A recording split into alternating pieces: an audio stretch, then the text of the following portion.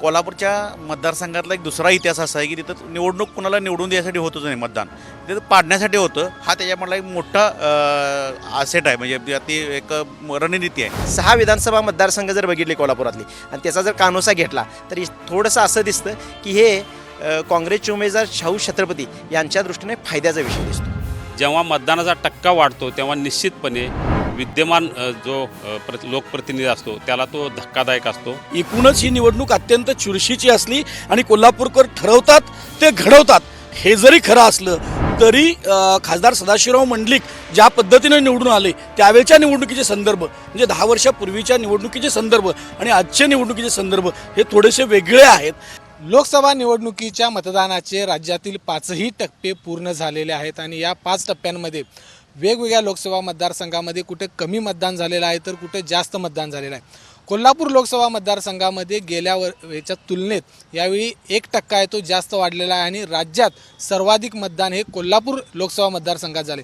याचा परिणाम नेमका काय होतो हे आपण जाणून घेणार आहोत. कोल्हापुरातील ज्येष्ठ पत्रकार आपल्यासोबत आहेत. निवासदादा, मला सांगा की काय नेमका या वाढलेल्या टक्केवारीचा परिणाम होणार आहे कोल्हापूर लोकसभा मतदारसंघात? आता त्याचा पाठीमागला इतिहास बघायला पाहिजे. 1998 पासूनच्या निवडणुकीचा जर अभ्यास केला लोकसभा कोल्हापूरच्या, तर प्रत्येक वेळी ते मतदान टक्केवारी वाढत गेलेली आहे. त्या पाठीमागला प्रमुख कारण आहे ते उमेदवारातली चुरस. कोल्हापूरच्या मतदारसंघातला एक दुसरा इतिहास असा आहे की तिथं निवडणूक कुणाला निवडून द्यायसाठी होतच नाही, मतदान तिथं पाडण्यासाठी होतं. हा त्याच्यामधला एक मोठा आसेट आहे, म्हणजे ती एक रणनीती आहे. म्हणजे 98ला पहिल्यांदा शिवसेनेनं डिक्लेअर केली उमेदवारी विक्रमसिंग घाडगेंची आणि त्या कागलचं राजकारण बघता काँग्रेसनं त्यावेळी काँग्रेसमध्ये होते मंडलिक साहेब आणि मंडलिकांची उमेदवारी जाहीर केली.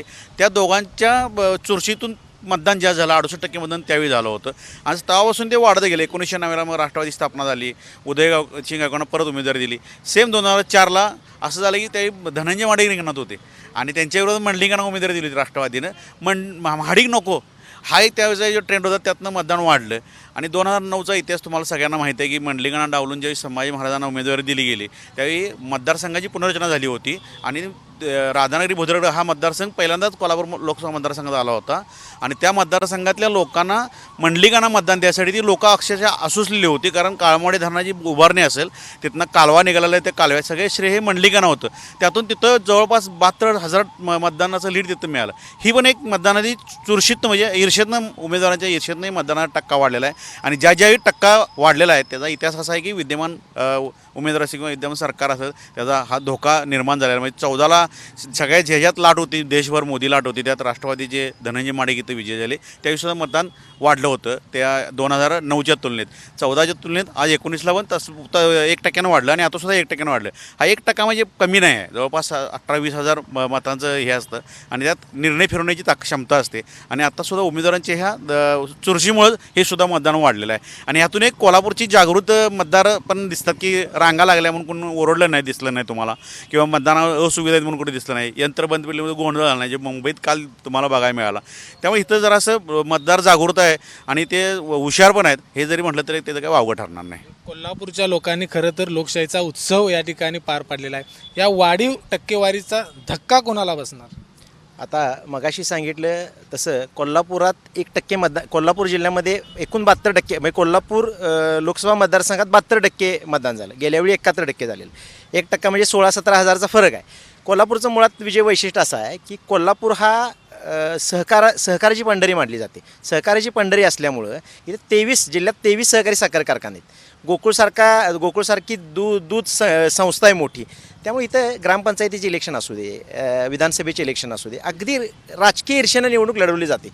तशी लोकसभा निवडणूकसुद्धा इथं काही लोकसभा वेगळी, विधानसभा वेगळी किंवा ग्रामपंचायत वेगळी मानली जात नाही, तर ती अत्यंत ईर्षेनं, टोकाच्या ईर्षेनं लढवली जाते. तर आता तू विचारलेल्या प्रश्नाचं उत्तर असं आहे की ह्याचा धक्का कुणाला आणि तोटा कुणाला. तर यावेळी 100% असं आहे की कोल्हापूरमध्ये पाडायचं कुणाला ह्याची जास्त चर्चा आधीच केली जाते आणि पाडायचं कुणाला तर शक्यतो धक्का असतो विद्यमानाला. आणि या निवडणुकीतसुद्धा असंच दिसतं. एकंदरीत 6 विधानसभा मतदारसंघ जर बघितले कोल्हापुरातली आणि त्याचा जर कानोसा घेतला तर थोडंसं असं दिसतं की हे काँग्रेसचे उमेदवार शाहू छत्रपती यांच्या दृष्टीने फायद्याचा विषय दिसतो. कोल्हापूर लोकसभा मतदारसंघामध्ये महायुती आणि महाविकास आघाडीने या दोन्ही बाजूने अगदी बूथ लेवलला जाऊन या ठिकाणी काम केलेलं आहे, कार्यकर्त्यांना प्रोत्साहन दिलेलं आहे आणि म्हणूनच हा टक्का वाढलेला आहे. महायुती महाविकास आघाडी दोन्ही बाजूनं ताकदीनं प्रयत्न केले. मुख्यमंत्री आले होते, या ठिकाणी मोदींची सभा झाली होती. या वाढीव टक्क्याचा काय नेमका परिणाम होईल कोल्हापूर लोकसभा मतदारसंघावर? मुळात पहिल्या टप्प्यात शाहू महाराजांची उमेदवारी लवकर जाहीर झाल्यामुळं एकदम ही निवडणूक वनवे होईल का अशी शक्यता होती. कारण महायुतीचा उमेदवार शेवटच्या क्षणापर्यंत ठरत नव्हता. अखेर मंडलिकांना ती उमेदवारी मिळाली आणि मंडलिक विरुद्ध महाराज अशी निवडणूक सुरू झाली. पहिल्या टप्प्यात महाराज आघाडीवरच होते, पण नंतर ज्या पद्धतीनं मोदींची सभा झाली किंवा मुख्यमंत्र्यांनी 2-3 दौरे आणि 2-3 मुक्काम करून जी जुळण्या केल्या, अनेक ठिकाणी काही नाराजी होती ती दूर करण्याचा प्रयत्न केला. यामुळं एकतर ही निवडणूक शेवटच्या टप्प्यात अतिशय चुरशीच्या टप्प्यावर पोचली. यामुळे ह्या चुरशीमुळंच मतदानाचा टक्का काही प्रमाणात वाढला. फार मोठा नाही वाढला, पण काही प्रमाणात हा मतदानाचा टक्का वाढला. जेव्हा मतदानाचा टक्का वाढतो तेव्हा निश्चितपणे विद्यमान जो लोकप्रतिनिधी असतो त्याला तो धक्कादायक असतो आणि आत्ताचा निकाल ही त्याच पद्धतीनं लागण्याची शक्यता आहे. तुम्ही ग्रामीण भागामध्ये खूप फिरलेला आहे. कोल्हापूर शहराबरोबरच ही निवडणूक आहे ती ग्रामीण भागामध्ये खूप चर्चिले गेलेली आहे. ग्रामीण भागातला नेमका काय आवाज होता जनतेचा या वाढीव मतदानासंदर्भात? कोल्हापूर जिल्ह्याची ही निवडणूक एका वेगळ्या ऐतिहासिक वळणावरची ही निवडणूक आहे. विशेष म्हणजे ग्रामीण भागामधला विद्यमानांचा कमी झालेला संपर्क असेल याबद्दल खूप काही चर्चा झाली आणि सुरुवातीच्या टप्प्यामध्ये एक निगेटिव्ह वातावरण तयार झालं. पण जेव्हा देशाचे पंतप्रधान नरेंद्र मोदी या ठिकाणी आले, मुख्यमंत्री तळ ठोकून उभं राहिले आणि जेव्हा या ठिकाणी 6 आमदार पालकमंत्री एका बाजूनं त्यांनी रान उठवायला सुरुवात केली, त्यावेळी या निवडणुकीमध्ये खऱ्या अर्थानं रंग भरत गेला. वाढलेला मतदानाचा टक्का हा कोल्हापूरकरांनी उसळी मारून मतदान केलंच, पण याचं श्रेय थोडंफार का असेना जिल्हा प्रशासनाला जातं. जिल्हा प्रशासनानं सुद्धा प्रचंड प्रयत्न करून मेहनत करून हा वाढलेला टक्का आहे. या वाढलेल्या मतदानामध्ये 9 मतदार किती आहे हा एक महत्त्वाचा विषय आहे आणि 9 मतदार हा मोदी लाटेवर स्वार होतो का हे पाहणं महत्त्वाचं ठरेल. एकूणच ही निवडणूक अत्यंत चुरशीची असली आणि कोल्हापूरकर ठरवतात ते घडवतात हे जरी खरं असलं तरी खासदार सदाशिवराव मंडलिक ज्या पद्धतीनं निवडून आले त्यावेळच्या निवडणुकीचे संदर्भ म्हणजे 10 वर्षापूर्वीच्या निवडणुकीचे संदर्भ आणि आजच्या निवडणुकीचे संदर्भ हे थोडेसे वेगळे आहेत. आजची निवडणूक ही सोशल मीडियानं सुद्धा हातात निवडणूक घेतलेली होती. समाज माध्यमानं ही निवडणूक हातात घेतल्यामुळं शेवटपर्यंत ती चुरशीची राहिलेली आहे. मत आणि मत दोन्ही उमेदवारांनी आणलेलं आहे आणि दोन्ही उमेदवारांनी मत आणि मत गोळा केल्यामुळं निकालामध्ये काय कन्वर्ट होतं हे पाहणं महत्त्वाचं आहे. खरं तर आपल्या सगळ्यांचं खूप खूप आभार आहे, कारण खूप व्यस्त असताना देखील तुम्ही ही सगळी माहिती पोहोचवली. कोल्हापूर जिल्हा, कोल्हापूर लोकसभा मतदारसंघातील मतदार हे प्रचंड जागरूक आहेत, हुशार आहेत आणि ज्या पद्धतीनं त्यांनी जे ठरवलेलं आहे ते करून दाखवतात आणि म्हणूनच कुठंतरी बाहेर पडून इतकं ऊन असताना देखील कोल्हापूरची जनता ही बाहेर पडली आणि शेवटच्या क्षणापर्यंत त्यांनी मतदान केलं आणि म्हणून कुठंतरी राज्यात सगळ्यात जास्त मतदान हे कोल्हापूर लोकसभा मतदारसंघामध्ये झालेलं आहे आणि म्हणूनच दोन्ही बाजूने काटेकी टक्कर या ठिकाणी पाहायला मिळते.